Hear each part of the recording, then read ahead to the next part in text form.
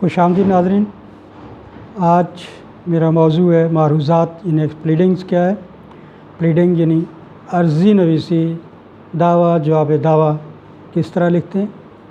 मैं कुछ अपने ख़यालात का इज़हार भी करता रहूँगा, लेकिन बुक्स लॉ की, कानून की किताबों को भी कंगालता हूँ, उनको भी कंसल्ट करता हूँ और रेफरेंस के लिए अपने पास ये चीज़ें मौजूद रखता हूँ। बाज़ का कुछ इंटरप्रिटेशन के लिए, तशरीह के लिए, वजाहत के लिए बुक्स को भी देखना पड़ता है। तो आज जो मैं टॉपिक शुरू कर रहा हूँ ये इंशाल्लाह कुछ दिनों तक जारी रहेगा और इस मौजू को मैं अच्छी तरह एक्सप्लेन भी करूँगा इंशाल्लाह कि प्लीडिंग्स होती क्या है, अर्ज़ी, जवाब अर्ज़ी, दावा, जवाब दावा क्या होता है। ये सब प्लीडिंग्स का उर्दू में मुतबादिल लफ्ज़ मारूज़ात है। इससे मुराद अर्ज़ी दावा भी लिया जाता है, ताहम मानवी तौर पर ये अर्ज़ी दावा का लफ्ज़ महदूद है, जबकि प्लीडिंग अपने अंदर वसी मानी और मफ़हूम रखता है। ताहम प्लीडिंग को अर्ज़ी दावा ही कहा जाता है। माहिर कानून डॉक्टर प्रसाद अपनी कानूनी लगत में प्लीडिंग से मुराद बयानात फ़रीक़ैन लेते हैं, यानी दोनों फ़रीक़ैन के जो बयानात होंगे उनको प्लीडिंग्स कहते हैं। ये है डॉक्टर प्रसाद की ज़बान में, उनकी सोच, उनकी रिसर्च में। अर्ज़ी दावा में इतनी एक्सप्लेनेशन या इतना नहीं होता है कि वो उसमें सारा कुछ आ जाए। वो कहते हैं कि प्लीडिंग में सारी लाज़िमात मौजूद हैं, इसलिए साहब मौसूफ़ के अल्फाज में अर्ज़ी दावा से अमूर तनक़ीद तलब करार दिए जाते हैं या दिए जाने तक कार्रवाई। इसमें बयानात तहरीरी फ़रीक़ैन भी दाखिल होते हैं। अर्ज़ी दावा की तारीफ़ अगरचे वाज़ेह अंदाज में मौजूद नहीं है, ताहम ज़ाब्ता दीवानी हुक्म, सिविल ऑर्डर्स,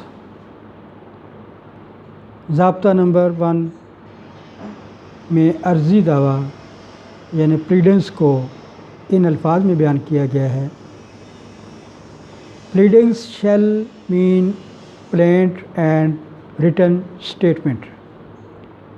मारूज़ात से मुराद दावा और जवाब दावा है। जैसा कि मैंने पहले बताया कि प्लीडिंग में दोनों फ़रीक़ैन के बयानात इन रिटन शेप यानी तहरीरी शक्ल में उनको लाया जाता है, फॉर्मेट किया जाता है, बनाया जाता है, लिखा जाता है। इन दोनों फ़रीक़ैन के बयानात को प्लीडिंग्स कहते हैं। इसके बाद जो भी कार्रवाइयाँ, प्रोसीडिंग्स शुरू होती हैं कोर्ट की, अदालत की, वो चलती हैं। यहाँ हम देखते हैं कि मारूज़ात की तारीफ़ नामुकम्मल और वजाहत तलब है। ये तारीफ़ इस लिहाज से भी नामुकम्मल है कि यहाँ जवाब को मारूज़ात का हिस्सा ज़ाहिर नहीं किया गया, हालांकि ये अमर तयशुदा है कि जवाब भी मारूज़ात का हिस्सा है। दरअसल यहाँ मर्ज़ी या जहाँ अर्ज़ी दावा का ज़िक्र आता है तो ये गलतफ़हमी पैदा होती है कि इससे मुराद दावा यानी प्लेंट है, इसको इंग्लिश में प्लेंट बोलते हैं और उसके मानी है दावा, सूट, केस जो हम बोलते हैं। हालांकि दावा अर्ज़ी दावा का एक हिस्सा है, यानी पार्ट ऑफ प्लीडिंग्स। मानवी एतबार से अर्ज़ी दावा से ज़्यादा वुसअत रखता है। दीवानी मुकदमात में मारूज़ात को ही अहमियत और हैसियत हासिल है जो एक इमारत में बुनियाद को हासिल होती है। यानी तमाम जितने भी दीवानी सिविल केसेस हैं, मुकदमात हैं, इनमें मारूज़ात को वही अहमियत और हैसियत हासिल होगी जो एक मकान खड़ा करते हैं, बिल्डिंग खड़ी करते हैं तो उसकी बुनियाद को होती है। जब बुनियाद मजबूत होगी, बिल्डिंग उस पर खड़ी होगी, बिल्डिंग को कुछ नहीं होगा। मारूज़ात ठोस होंगी جامع ہوں گی تو کیس صحیح طریقے سے رن کرے گا، پروسیڈنگز ہوں گی دونوں فریقین کی، شہادتیں، گواہیاں، کاروائیاں جج سنیں گا اور پھر اس کے بعد وہ کسی فائنل نتیجے پہ پہنچے گا۔ تو معروضات اگر بحیثیت بنیاد معروضات ہی کو صحیح نہ ہوں گے تو لازماً اس کا اثر براہ راست مقدمہ پر ہوگا۔ لیکن معروضات جو ہیں آپ کی پلیڈنگز جو ہے وہی صحیح نہیں ہے تو جو آپ نے کیس دائر کیا ہے، مقدمہ کیا ہے، اس پہ تو اثر انداز ہوگا ہی ہوگا۔ اگر معروضات پلیڈنگز غلط ہیں، مقدمہ آگے کیسے ٹھیک چلے گا؟ کیونکہ آپ کے سارے اس میں بیانات کا جو آپ کا خلاصہ ہے، جو آپ جس بیس پہ وہ کر رہے ہیں، وہ الفاظ ہی صحیح نہیں ہوں گے، وہ ورڈنگ ہی صحیح نہیں ہوگی، بیانات ہی صحیح اس میں نہیں تحریر ہوں گے، تو آگے مقدمے میں کیا ہوگا؟ The case should be rejected. معروضات یعنی پلیڈنگز میں 3 چیزیں شامل ہوتی ہیں: دعویٰ، جس کو انگلش میں پلینٹ بولتے ہیں، اور اس کے بعد جواب دعویٰ یعنی اس پلینٹ کا ریٹن اسٹیٹمنٹ بھی بولتے ہیں اس کو، جو ہم نے دعویٰ کیا اس کا آگے جواب دعویٰ یعنی ریٹن اسٹیٹمنٹ بھی اس کو بولتے ہیں۔ نمبر 3 جواب الجواب، ریپلیکیشن، جس کو انگلش میں ریپلیکیشن کہتے ہیں، یہ جواب ہوتا ہے۔ ہر 6 عنوانات، ان تینوں عنوان پر تفصیل سے آئندہ بحث ہوگی، تاہم یہاں اتنا بیان کر دوں کہ دعویٰ سے مراد مدعی کا تحریری بیان ہوتا ہے۔ جو مدعی ہے اس کا جو تحریری بیان ہوگا اس کو دعویٰ بولتے ہیں، جس کے ذریعے وہ کسی دیگر شخص کے خلاف یعنی دوسرے شخص کے خلاف اپنے حق کو قائم کرانا چاہتا ہے، یا جس کے ذریعے وہ اپنا حق تسلیم کرانا چاہتا ہے یا حاصل کرنا چاہتا ہے۔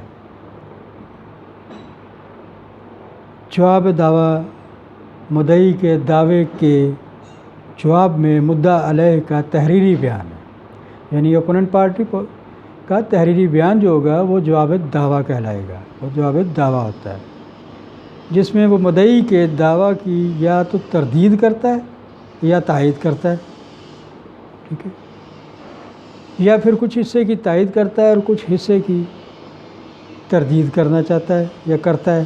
جہاں تک جواب الجواب کا تعلق ہے تو وہ مدعا علیہ جب عدالت میں اپنا تحریری جواب یعنی جواب دعویٰ داخل کر لیتا ہے تو کوئی نیا اور اہم نقطہ سامنے آتا ہے، وہ دیکھتا ہے یہ بات لکھنی تھی وہ رہ گئی ہے، اس میں اس نے جواب الدعویٰ جواب میں لکھنا ہوتا ہے۔ جب عدالت میں اپنا تحریری بیان جواب یعنی جواب دعویٰ داخل کرتا ہے تو کوئی نیا اور اہم نقطہ اس کے سامنے آتا ہے جس کا جواب مدعی کو دینا ہوتا ہے، بلکہ ضروری ہوتا ہے کہ وہ اپنا مزید جواب داخل کرے، اسے جواب الجواب کہا جاتا ہے، یعنی مزید اس میں اپنا جواب جو ایڈ کیا ہے اس نے بعد میں لکھا ہے اس کو جواب الجواب کہا جاتا ہے۔ عام حالات میں ایک دیوانی مقدمہ میں دعویٰ اور جواب دعویٰ ہی ہوتا ہے، یعنی عام حالات میں ایک دیوانی مقدمہ میں دعویٰ اور جواب دعویٰ ہی ہوتا ہے، جواب بہت کم مقدمات میں ہوتا ہے۔ معروضات کے عنوان سے ان تینوں عنوانات پر بحث کر رہے ہیں، یعنی دعویٰ، جواب الجواب، ٹھیک ہے، پلینٹ، ریٹن اسٹیٹمنٹ، ریپلیکیشنز، لہذا ذہن میں کوئی ایک عنوان نہیں رہتا بلکہ تفصیلات اور بحث معروضات پلیڈنگز کی حد تک ہے۔ ضروری ہے کہ مدعی کو اپنے معروضات میں تمام حقائق بیان کرنا چاہیے، کوئی رہ نہ جائے، سارے کے سارے کمپلیٹ اس کو رائٹ ڈاؤن کرے اور اس میں تحریر کرے، جو بھی اس کے جوابات ہیں، جو اس کا دعویٰ ہے جس بیس پہ وہ دعویٰ کر رہا ہے، اور تمام تفصیلات فراہم کرنی چاہیے جن کی وجہ سے اسے مدعا علیہ کے خلاف کوئی بنائے دعویٰ حاصل ہوتی ہے۔ کاز آف ایکشن، صرف یہ بیان کر دینا کہ یہ وہ حق رکھتا ہے یا ایسی بنائے دعویٰ پر انحصار کرتا ہے جو عرضی دعویٰ میں شامل نہ ہو یا جس کا سرے سے وجود ہی نہ ہو، ٹھیک ہے، مقدمات میں ضروری ہے کہ بنائے دعویٰ کے لیے ضروری اور غیر ضروری کا موقف اختیار کیا جائے۔ مدعا علیہ کا فرض ہے یہاں، یعنی کہ مدعا علیہ کا یہ فرض ہے کہ وہ اپنی پوری تفصیل، پورا جواب، ہر چیز اس دعوے میں لکھوائے، کہ وہ جواب دعویٰ دیتے وقت جو مدعی کے دعویٰ کے جواب میں دیا جاتا ہے تمام مادی حقائق اور تفصیلات واضح انداز میں عدالت کے سامنے لائے، جن پر وہ اپنے دفاع کا انحصار رکھتا ہے۔ ماہر قانون محمد مظہر حسین نظامی اپنی کتاب ضابطۂ دیوانی کے صفحہ 271 پر انہی امور کی وضاحت کرتے ہوئے لکھتے ہیں: The plaintiff should state in his plaint all the facts which constitute his cause of action. It is not sufficient to allege what may be a ground of action of something else be added, which is not stated in the plaint. The defendant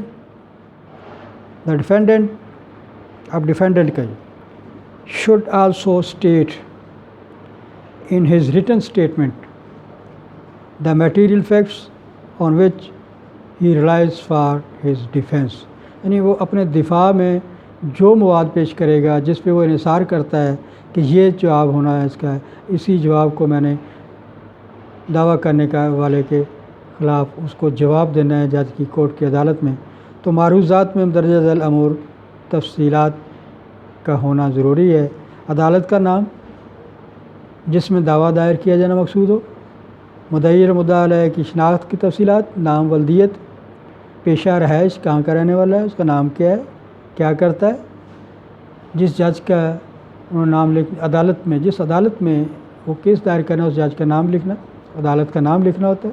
اگر کوئی فریق نابالغ یا فاتر العقل ہے تو اس کی صراحت اور جس کی رفاقت میں اس کے خلاف دعویٰ دائر کیا جا رہا ہے اس کا نام، پتہ، ولدیت، رہائش وغیرہ کمپلیٹ بایو ڈاٹا اس کا لکھا جاتا ہے۔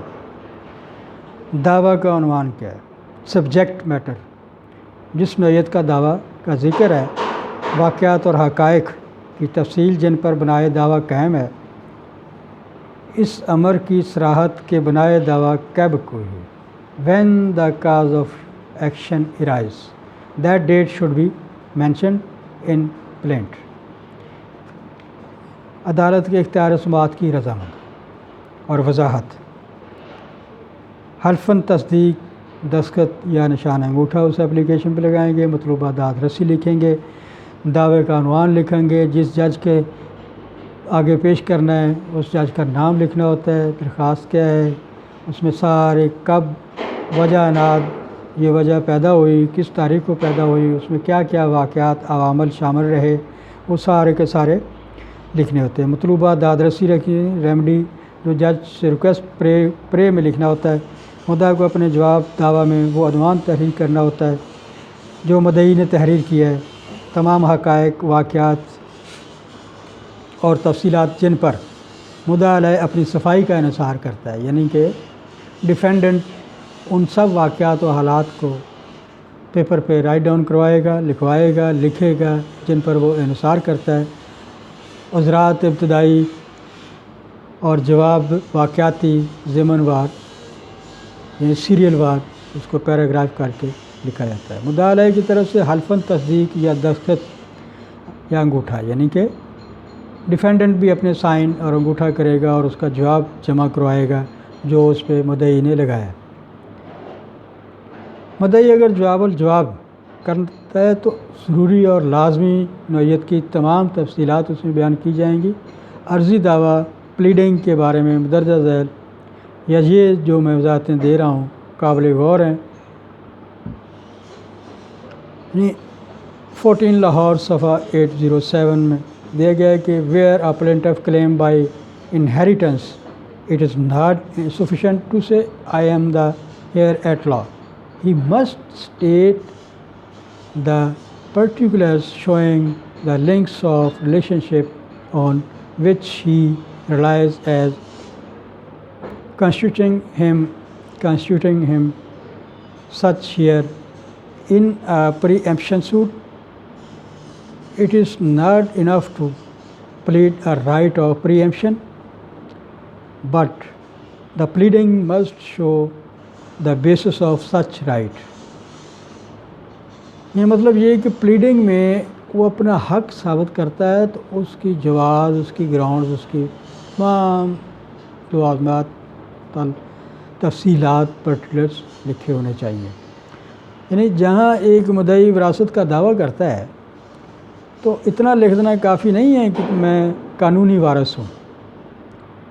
اس میں یہ ضروری ہے کہ وہ ایسے مخصوص حالات بیان کرے کہ جن سے اس کا تعلق اور رشتہ داری ثابت ہو کہ میں واقعی اس کا بیٹا یا بھائی یا اس کی بیٹی یا بہن ہوں، اس کی بیوی ہوں. اس کے لیے کوئی پرٹیکولر دینے پڑیں گے، آپ کو ثابت کرنا پڑے گا، اپنی اپلیکیشن کے ساتھ لکھنا پڑے گا، اور اس میں بھی لکھنا پڑے گا، ٹھیک ہے، جس کی وجہ سے وراثت ہونے کا دعویٰ کرتا ہے. اسی طرح ایک شفع کے مقدمہ میں صرف حق شفع کا دعویٰ کرنا کافی نہیں ہے، بلکہ ایسے حق کی بنیاد کے بارے میں موقوف کا موقف بھی واضح ہونا چاہیے کہ ایسے حق کی بنیاد کے بارے میں موقف اختیار کرنا چاہیے.